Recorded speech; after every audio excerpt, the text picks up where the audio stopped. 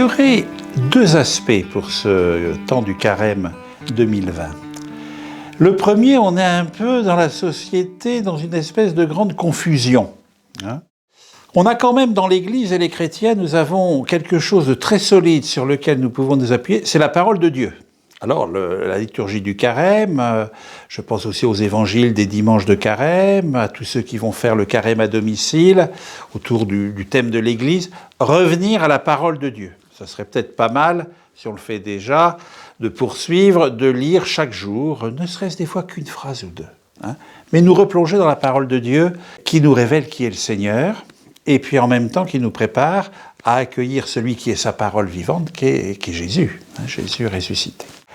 Deuxième temps pour ce temps du carême, autour de cette période électorale où nous allons élire nos conseils municipaux et ensuite qui éliront les maires, c'est de ne pas nous désintéresser de la vie publique, du bien commun, de la construction de la société.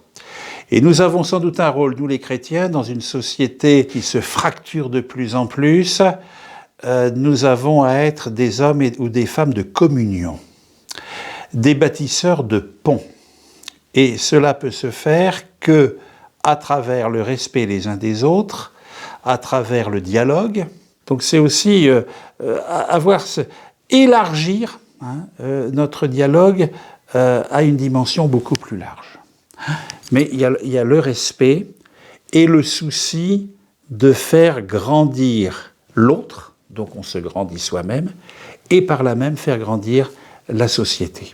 Alors nous avons sans doute à être des facilitateurs, mais il faudra peut-être déjà commencer à dialoguer déjà en nous-mêmes, parce que c'est normal aussi qu'entre nous, il y a des fois comme des conflits parfois, dans nos familles, dans notre entourage, parce que c'est bien beau de vouloir faire la paix. Je ne sais plus qui disait ça, si c'est Gandhi ou enfin un des grands apôtres de la paix.